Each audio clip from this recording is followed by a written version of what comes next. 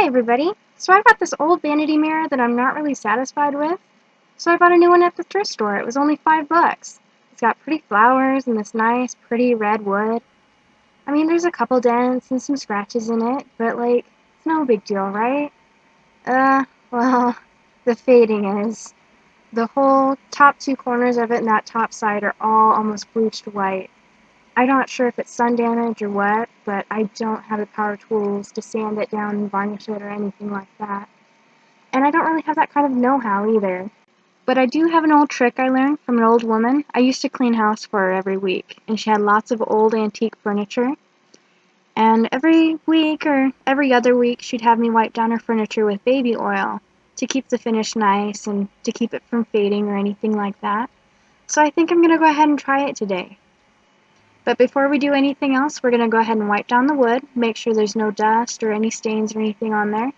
This frame doesn't have any on there, but if you have like a table or something that needs worked on, you want to make sure you get any juice or soda or anything off of there before you do anything with it. And you don't want your towel too wet either. We don't want to add any more water damage or anything. Just enough to get it clean.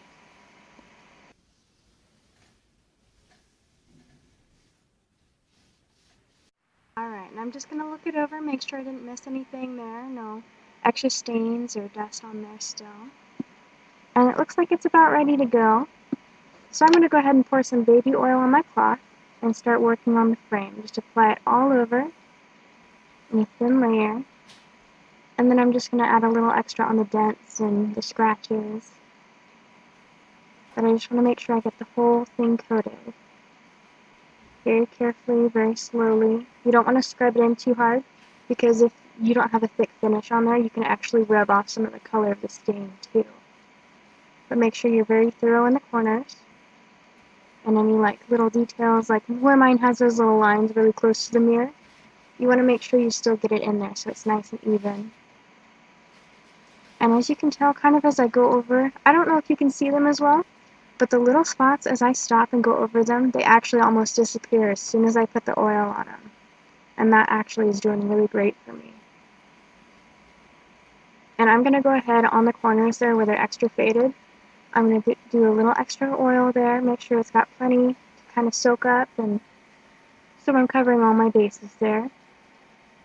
And yeah, those are the two corners that were faded to crap, and they're already doing better. But we are going to have to go ahead and let them sit for a while, just to absorb that there. About 15 to 20 minutes should do it, if you got like a light little stain there. Mine will need more time though. So I'm going to go back and reapply it on the corners. Just make sure I've got a little extra oil on the towel again. Just going to dab it in there really well. And make sure I get everything. And don't worry about putting too much oil on there, because we will go ahead and wipe it off later. But wood is porous, it can absorb a lot there. That's why you get like water rings when you set a glass on a table and you forget to use a coaster or something, because wood will absorb a lot. And I'm just going to make sure I get every little side here too. You can never be too thorough with this kind of thing. And I mean, especially on this top side where it was really faded. I want to make sure I'm getting everything here.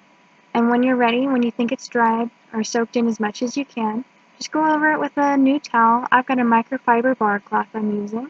Just wipe off the excess there so it's not extra sticky or oily. You don't want greasy wood. But just make sure you get it.